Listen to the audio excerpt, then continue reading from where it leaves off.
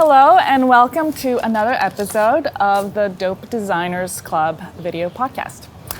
Today we're in Belgrade in Serbia, where I'm from, and we're sitting with a very special guest. His name is Vuk Mirkovic. He is a very long time friend of mine. So we're speaking in English today, which we never do. We speak in Serbian, so that'll be a bit of a challenge, but also I think it'll be fun. I'm very surprised with that. I didn't know that. And Vuk is also a very special person, and he's also a very creative person. I'll let him introduce himself. He's a director of a marketing company here in Belgrade called Razor. So Vuk, tell me a little bit about what you do at Razor.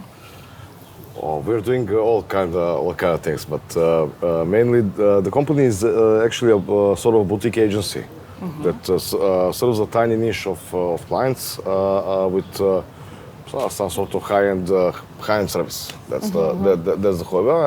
It's not the idea to have a big, massive operations, but instead to have chosen few to do the business. That's the logic. And even though I'm one of the founders, I'm not executively directing the company. I have colleagues of mine that are into that kind of work. But I do collaborate with them, with different creative guys. With some creatives I work with 15 years even. Yeah, Tell me, Vuk, you founded this company, right? Yes. When did you? How long ago was that? That was back in 2002. So I was not even out of college yet. So it was 21. It was that kind of thing. I want to change the world. I will teach you how it needs to be done, And yeah. So Razor is a marketing company, but I think actually it kicked off. It kicked off as a. The idea back in 2002 was to create an integrated marketing company, basically some sort of digital company, but it wasn't called like that back in that time. So we started off in Belgrade. We grew pretty quickly, but for first couple of years there was no real digital business for us locally. So it was mainly work such as brand design, some billboards, shooting TV commercials, that kind of stuff. I think I remember like a long time ago you had, I might have been out of college or something, and you already had this like really dope office like on Terazije. It was like at the top floor. It was a penthouse. And I remember then you did like some packaging design and things like that. Those kind of stuff, because I mean that's maybe that's a good that's the underlying topic of this conversation. That actually the creative expression, the creative work, they just changed form and shapes. So it's not back then we were because nobody understood digital locally and I think back then it was like even just kind of like just starting up like the whole like digital platforms and things. Like back then I think it was more like just packaging, and then you kind of started the whole digital. Yeah, we ended up 2005, 2006 actually chasing the work elsewhere. So looking at different, making clients in. I want to say, like, for our viewers, like before we started there was no noise, and now that we started, like all these trucks are coming out, like the city is alive, and I think that's great actually, because we are on location. So I think that's cool.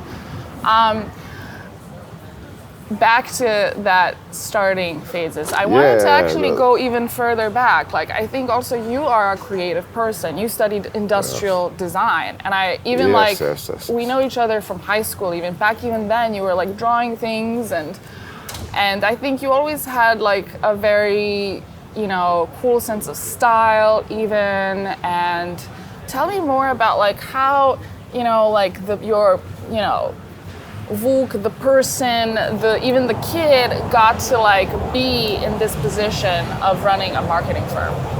That was was a hell of a journey. Yeah. So the storyline goes that after a couple of years working in the local market, I always had that dream, to have I will do some marketing stuff. I like being creative, but also kind of business aware and. The idea and the start were kind of okay because I experienced that sort of advertising, that sort of marketing back then.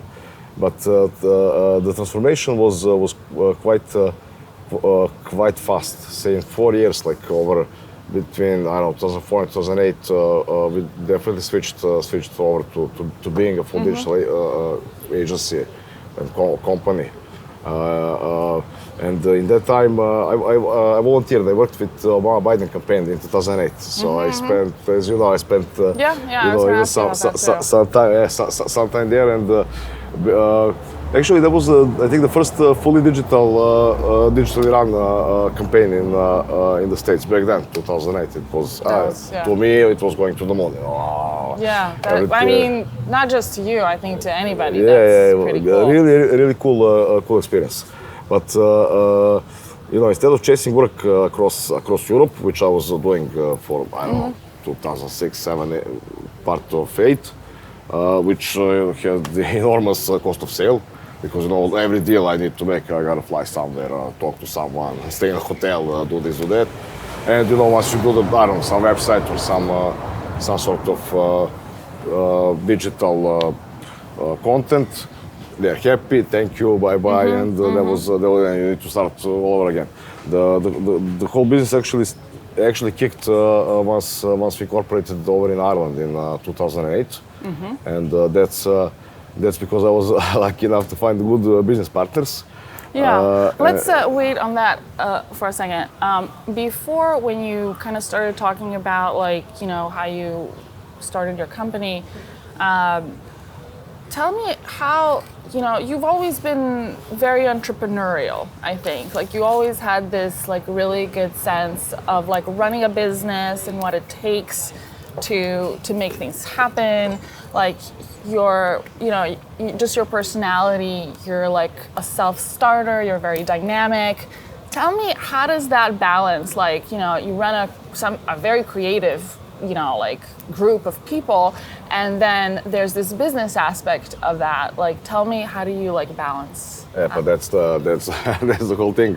So being probably very creative person, and I'm able to communicate with not just creative guys, but also I'm a bit technical, as you know, a bit nerd in a way. So I'm also able to transmit all the ideas and messages with the dev teams and stuff. And on the other hand, I like business.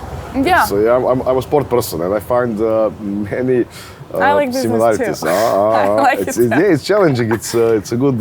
I also like learning about other people's businesses. If I sit in someone's restaurant and I think it's cool, I always try to analyze it. How do they run it as a business too? So what do you say about this one? Is this okay place? Well, let me explain, because people maybe don't know. So Vuk has this agency, and we're here in front of his agency where there's also a cafe. So there's this amazing balance between work and pleasure, right? So you have to have both, right? Constantly. And I think that's a wonderful part about living here in Belgrade and Serbia. People really know how to live. They know how to relax. They know how to enjoy life.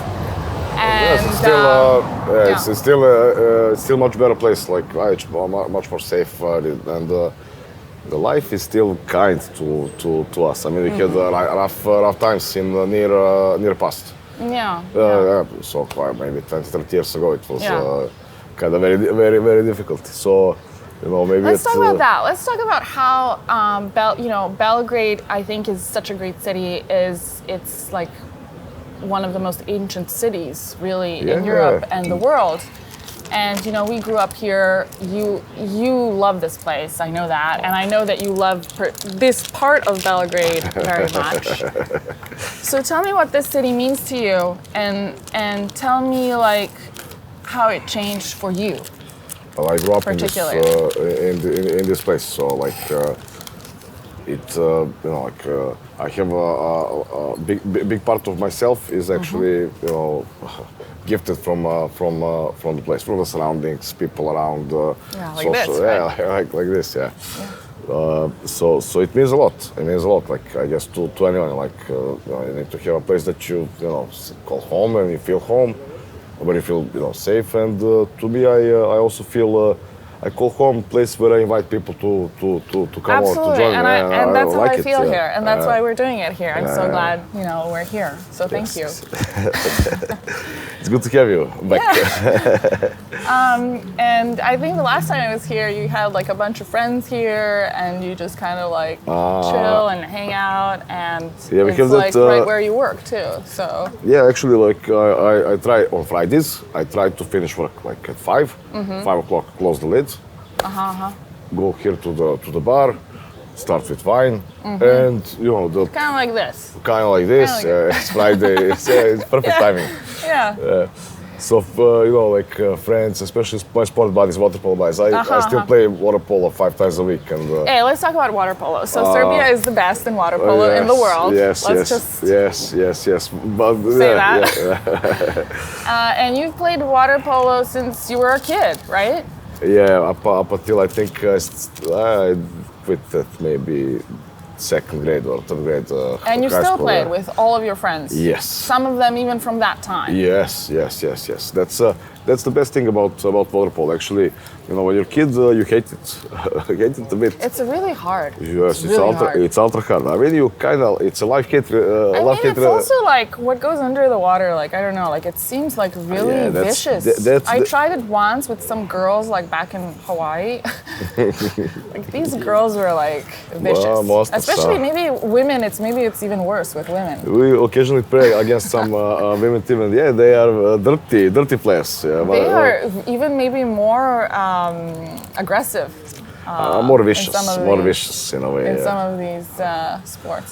Anyways, you still enjoy playing? Yeah. But yeah, what I want to tell you is like when you're a kid, when you're I don't know 12 to 17 years, all you see for water polo is endless training. Just train. You don't play that much. You don't get the ball to play with friends. That much. And then after at some age, like like 30 plus or something, you rediscover yourself, but in a completely new way. It's not anymore, you need to train, swim, gym, but you come, you meet your friends, you it's like a play community. immediately. It's like It's more of a social thing, and still it's interesting, it's funny, it's sport, and it's good for your body, for your health. I mean, after an hour in a pool, you're really tired but refreshed. but also energized. I right? just came from match. We had a match with. Today? Just an hour ago we finished. Oh, wow, amazing. Less than an hour, yeah. That's cool. That's great. How much do you think that like your background in this sport affects your professional and creative life? Yeah, definitely. I mean, that's a part of my growing up, part of me as a person. So I think any sport is good, and it's team play, it's role play. You gotta understand, and the responsibilities, giving responsibilities, sharing responsibilities, accepting responsibilities. Wins, Is there loses. creative thinking in sports, do you think, Oh, generally speaking? Definitely. You constantly need to find ways, to score. It's, but actually, it depends. In a team, I mean, I love of course, that. it depends like on sport. But if it's a team sport, if it's a water polo in particular, you will know what who does what. Yeah, I love that. I think that's such a great I think sports in general could be like a metaphor for life, but how you just said like you always have to figure out a way to score. And I think that is creative. And one of the things that I want to communicate through this video podcast is that there's many ways to be creative. I think many times people think like, oh, she's an architect, she just draws pretty pictures and gets to pick beautiful things. But actually, I think creativity also has to do with problem solving. Yes, and probably the ultimate creativity is solving the problem that's not a problem yet. And in IT, there is also a kind of addition to it, using technology that is not there yet. So, and the whole world is like that. It's a constant challenge. That's actually why we are living in society that is good. Interesting. So you mentioned something like, for you also kind of go in between these two areas. Technology is a big part of what you do, which is what I realized. Tell me about that. Oh, that's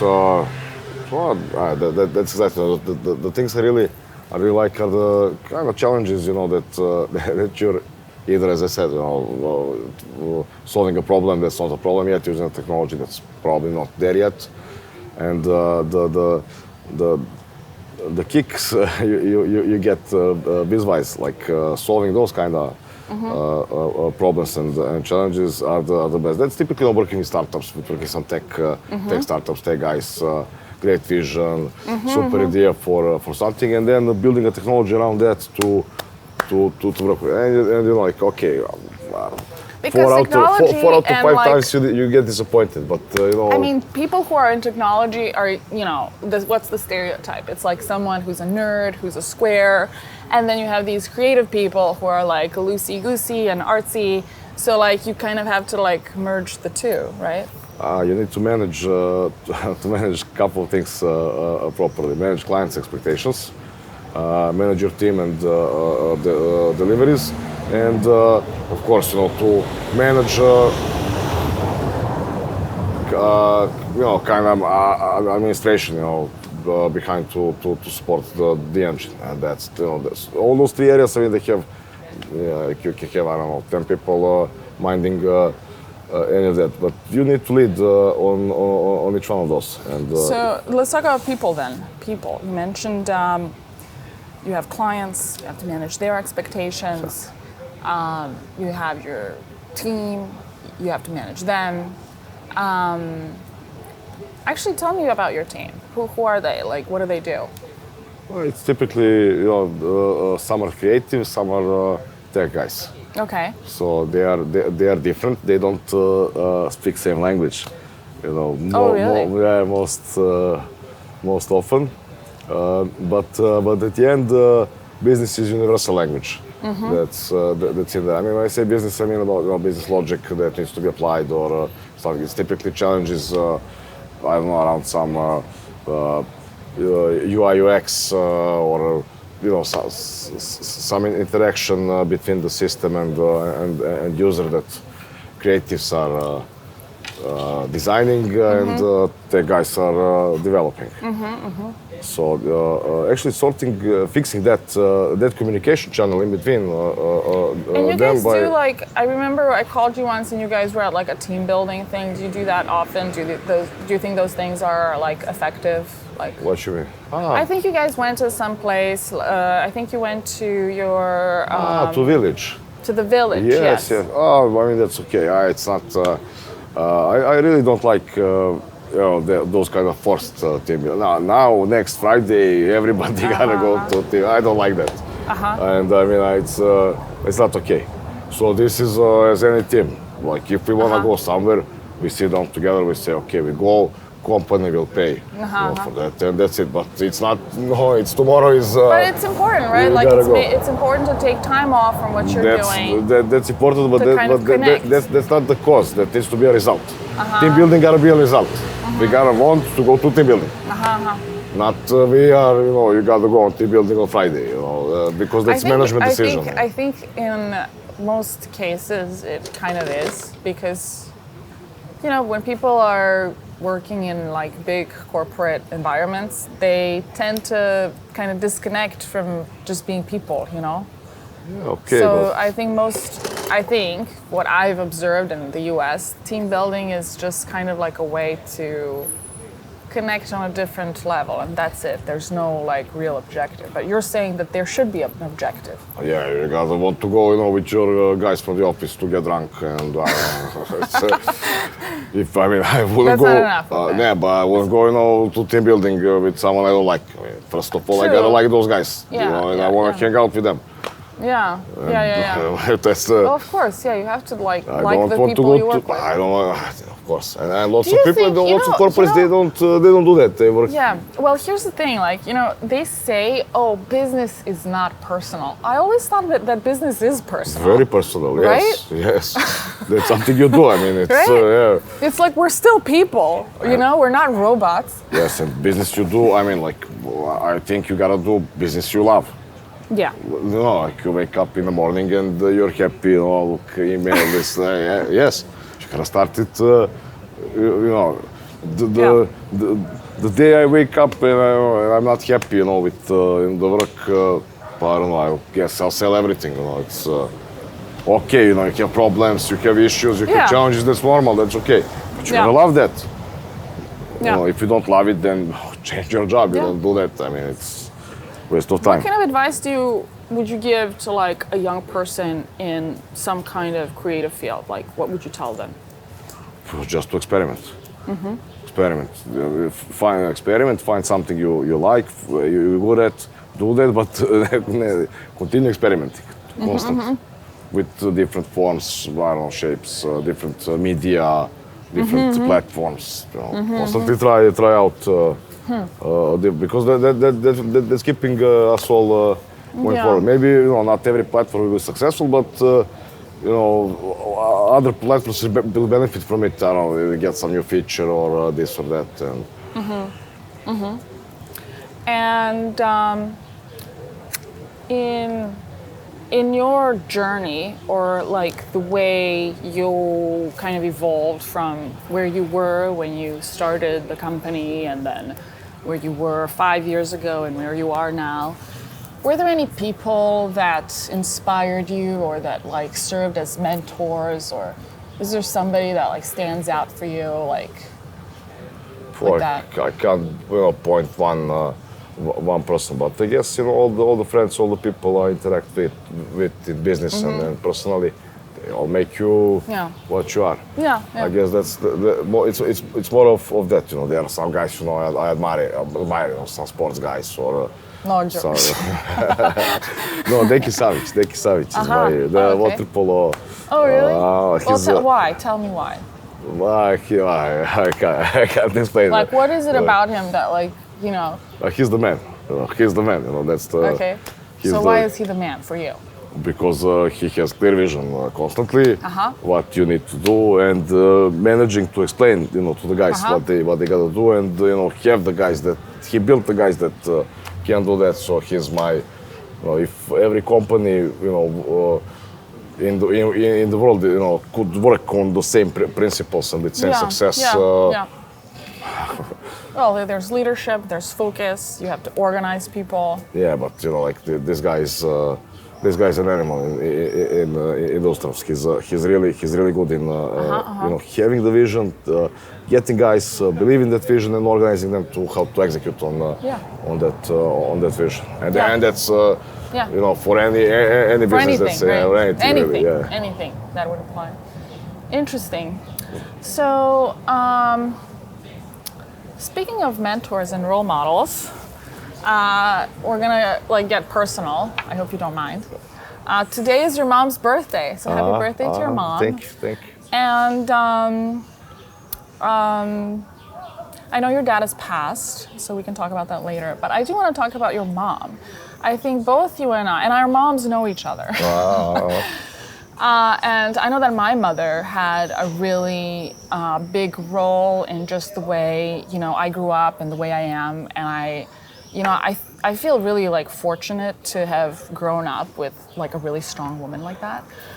And I know your mother is also a very strong woman. Do you want to tell me a little bit about her and how she influenced you? Oh, she's. The key thing you take from home is some sort of value system.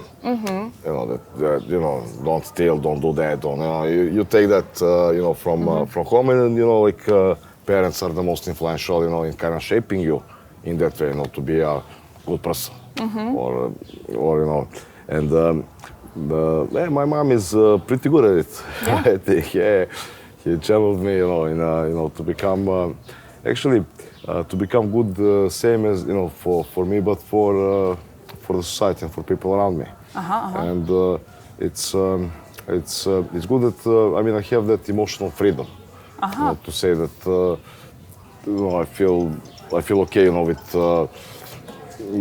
friends. I have lots of friends, and I interact with people, and I don't know. I think that's the value that she got to believe people, to believe in. That's good. I think that's good. Yeah. And I also noticed like your mom had like even when we were in high school, she had like this red hair, and like she was very like avant-garde, Yes. like. Oh, you should see her apartment. So, oh really? Yeah, we got her apartment recently, and Mina, my kid sister, and my mom, they were decorating it and stuff, and when I see the apartment and how it's decorated, it's like Barbara Streisand on acid. It's that kind of. But she loves Barbara it. So, Streisand on acid. Wow, that's it's a like style. That's a new style. I mean, it's if you see it, you will know exactly same Well, moment. happy birthday to your mom. Thank you. And then your dad, who has passed, we know Yeah. that, and I know that he had a really big impact on you too, because I Yes. think he was the entrepreneur in your family. That's successful, but actually, what he got me is kind of. He was very calm guy, and I'm very nervous. I'm Energetic. Energetic, yes, and but he made me actually think about stuff from different angle. Take it easy. Don't lose your head on everything. It's funny, like when he was around, and we meet in the morning for coffee, and he asked me, "Okay, how's work?" And I was always thinking like, okay, should I now start explaining him, all the challenges and stuff? Sometimes I explain him all the challenges and stuff. Sometimes just say it's okay, it's business as usual. And if I explain him everything, he just takes a sip of coffee and says, "You face it, you fix it." Yeah. It's whatever it is, okay, you'll fix it. It's not. That's that attitude. That's a very like positive way to look at it too. Yeah. And not I don't know, losing head over. Oh my God! What are we gonna do? Don't exactly. panic. Basically. Fix it. If it's broken, fix it. It's easy. I told you to If fix it's it. Why don't broken, you fix fix it. Yeah, that's a good message. So then, fast forward. Now you're a dad. Oh. Right? Actually, this show is like about creative people. I actually really wanted to interview your daughter, but she wasn't available. So, Yes, she won't be available for you're next here. couple of years, I think. Yeah. But tell me, I think everybody in your family is pretty creative, right? Yeah, even my wife, she had that creative side. I think she went for the drama faculty or something. I didn't know that. Yeah. I mean, I follow Anna quite a lot, and Anna has a wonderful podcast also. Yeah, And she also teaches. Yeah, she's now a PhD or something else, so she's very, when she says something, everybody listens. Even I. Well, that's good. So kids, that's funny, I'm now a couple of years away, actually 6 years away from being empty nesters. That's kids crazy, yeah. That's crazy, yeah. Gotta, reinvent myself and everything. But actually, the most traumatic moment is my daughter's puberty, growing up. So what is that like? A dad with a teenage daughter. Oof, it's very hard. Is it? And your daughter goes to the same high school that we went to. Yes, too. yes. So that's kind of cool. Oh, she's blessed with that. So she's studying very hard. Actually, she's not studying, but she's getting not so good grades. And now she's studying. Now she's not. It's a typical teenager. But so what is it like? Guiding a young person like that. I'm not at that stage yet with my daughter. First of all, like with my daughter, my wife and my daughter, they have really not so good communication channel. Like in really? puberty. Yes. Because I think the daughters with mothers and sons with fathers. They try to break all the ties. Interesting. I see it. It's challenging. It's very challenging. So because me and my daughter were like two peas in a pod. We get yes. It was a year ago. It was beauty. Everything. You look at two same persona. Everything's so it does change. Harmony. Big time. Do you think now, like with all of this social media and stuff, is it like harder for younger people to find their path, or do you think there's like more challenges with that, or what is your perception of that? That's a good question, really. To be honest, I don't know, but I think often about exactly the same. I mean, there are two ways to look at it. Like, first of all, we can look at it from our perspective and say, okay, I don't know, we had great time, but without TikTok, it was so good, it was much better, good old days and stuff. But then wasn't the same that our parents were telling us when we were young. And I mean, every generation has its own challenges, and they are. Don't you think that also these new people are kind of smarter than we were? Like they definitely had more information. I think their worlds are much more dynamic. But do you think that they're richer in terms of like knowledge or what matters? The question is what you get from that. Now you have access to all I mean, the are we information. really connected through social media is, I guess, my question. I don't think so. Yeah. Actually, I'm trying to... Are we really connected or are we disconnected? One of the problems... And this is your area, the whole digital... But the thing is, the thing I'm now trying to fix with myself, like as my personal problem is actually not being online non-stop. I want to have offline time. And I want everybody to know, okay, it's 5 o'clock, Vuk is now offline, next 12 hours. And the only thing I need is, that Nokia, the old Nokia. The old one, I think my dad actually still has them. Yeah, I have them. I think he has one. When he comes here, he uses that. Hello, that one. I need that one. There was actually a phone that was really kind of designy. Like, it was just like this little metal block. And all it did was a phone as the antithesis to these like smartphones. And a couple of years ago, it was pretty expensive for that time, but I don't think it really caught on. No, I like this Nokia, and I can play the snake thing. The snake again. Happy guy, like no problems. No, but the fact is, I want to have offline time. I want to live my life in present moment. And with being online, you're constantly. Everybody are texting you, sending messages, and they feel that if they send message, that they passed information to you. And I don't want that.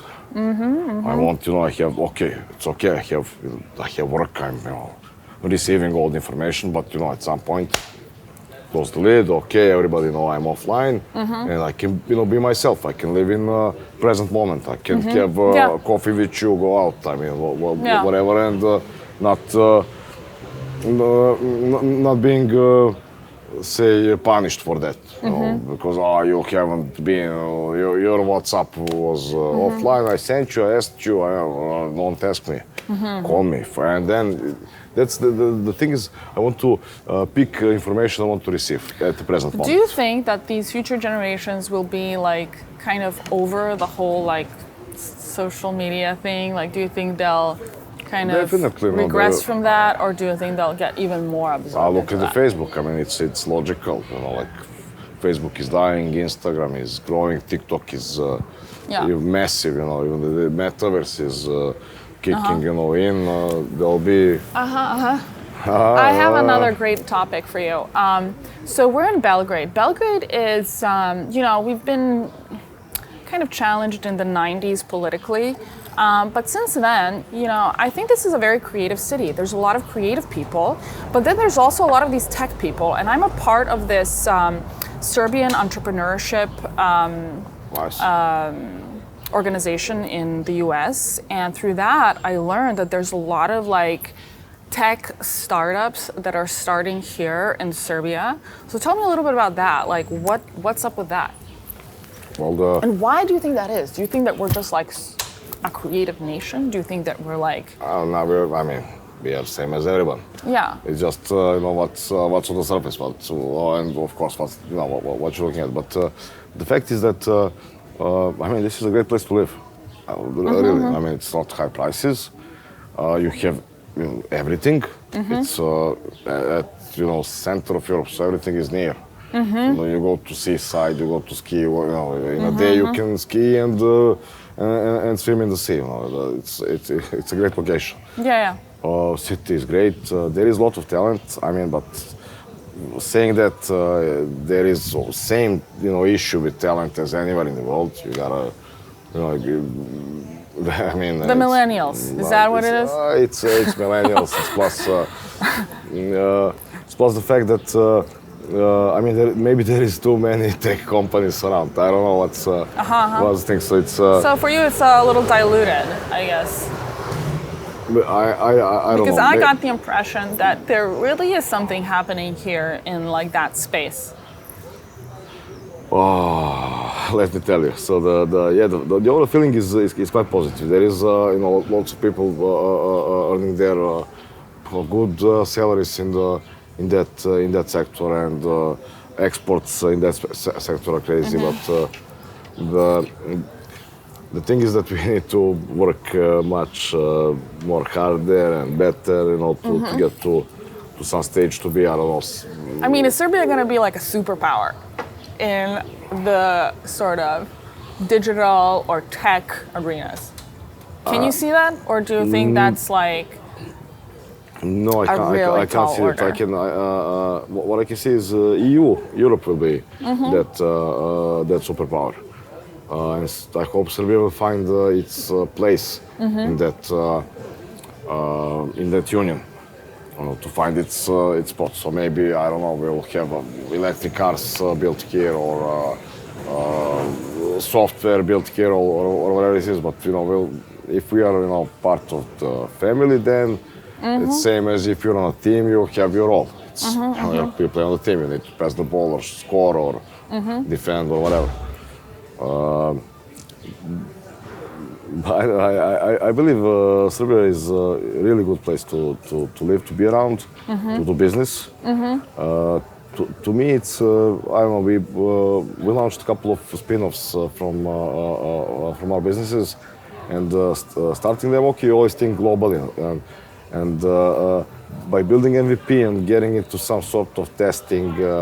Market launch and stuff. I gotta say, I always preferred do it in Serbia because the lifestyle here, people here, habits of people around are very similar to, if not the same, to the rest of the developed world. Yeah. But it's still much cheaper to run a campaign, or to acquire user locally within the MVP. But you get like better quality too, right? Because that was my experience. As you know, like I had a part of my company here too, and I worked with a group. But what I'm saying about if you acquire, I don't know, you build some app and you need users. So to acquire user, if I need to acquire user in the States, it will cost me $150. If I acquire it locally, it will cost me 30 to 50 euros. And I can get the user base of a couple of thousand for, I don't know, either 30K, either 150K. It's no-brainer. And therefore, so there's still that outsourcing mentality. I don't believe in outsourcing at all. But that's what it is, because it's body leasing. I have a seat. I was gonna say, I feel like there's more that Serbia can offer. No, but we can't even offer that because we're not big enough. We don't have enough talent, to do the body leasing. It's only less than 7 million of us in Serbia. Total population. So unfortunately, we don't have it. What do you think about this whole brain drain from Serbia? Do you think people are coming back? I know that some of our friends came back. People are coming. And you've been trying to convince me to come back, at least for. Well, you're convinced. It's just that you're not organized well. Well, I'm here, right? I'm here now. So. The thing is, okay, with this hot topic, Ukraine, Russia, and Serbia is benefiting. Lots of good guys from Russia, lots of good guys from Ukraine Oh, really? relocated, There's relocated immigration over. from Ukraine to Serbia? More Russia, but Ukraine too. But we've been into it. We know how it's. When you're bombed under attack and stuff, you also Yeah, have to exactly. the place. To get away from it. Yeah. So yeah. they again normal guys like we are. They are also fleeing. War and stuff. So I think we will benefit with that. Unfortunately, it's not okay to benefit from somebody else's bad destiny, but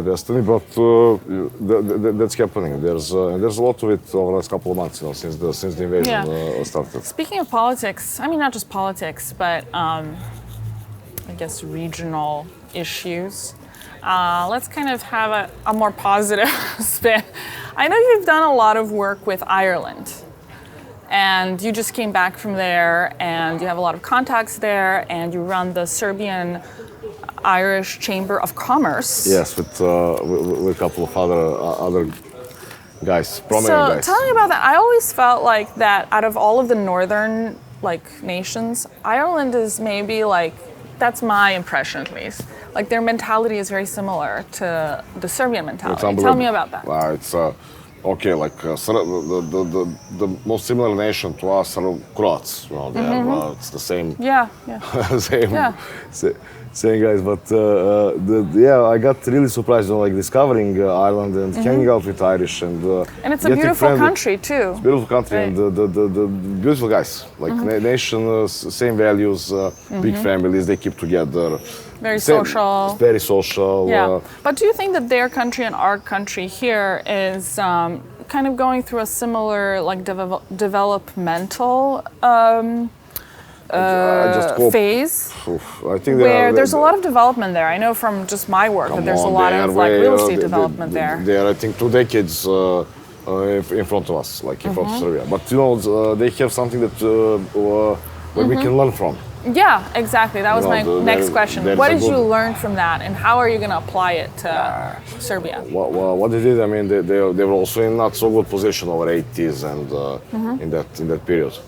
But they did 2 things. They invested heavily in education and invested heavily in anti-corruption. And those 2 things actually moved their economy way beyond.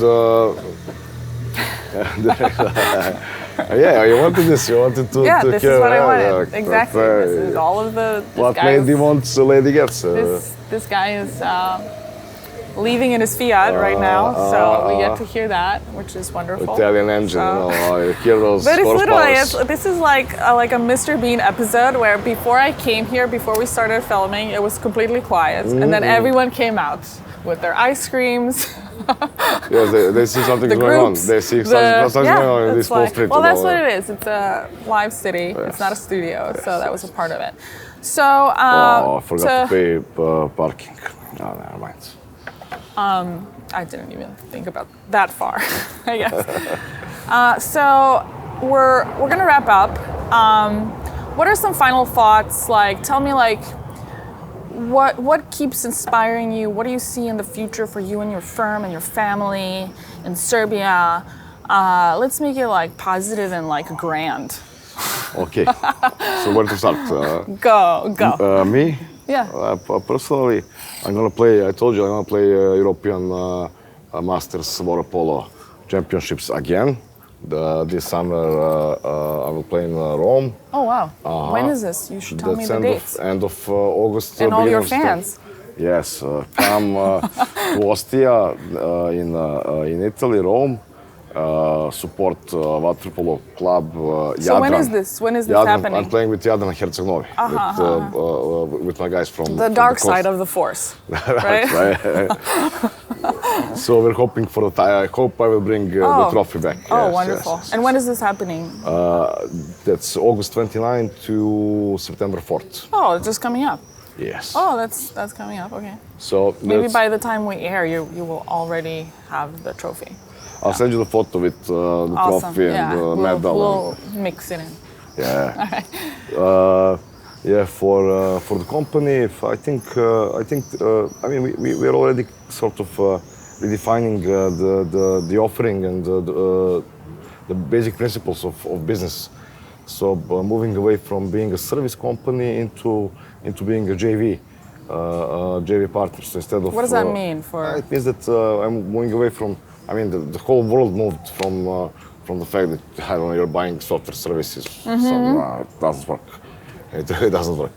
So you can only get software guys into your own company to work on a product for you, and that's actually what we're very focused on, developing a business model where we will co-invest and build tech centers with the customers, typically some startups or scale-ups, or you know, at some stage where they need to expand their resources quickly, and to co-invest, I don't know, do 3 to 5 years run, do chin, get a bigger boat, and do it again. That's the business idea. Okay. And in terms of the country, the society around us, I think it will evolve. It feels Belgrade feels more metropolitan every day. I mean, it is metropolitan. I mean, it always was very cosmopolitan. Like even 20 years ago, it was more cosmopolitan. People come here, like even regionally. Exactly. Cosmopolitan is the word. So it can attract talent, it can attract businesses, it can sustain. There's a lot of culture here too. Yeah. I took you to.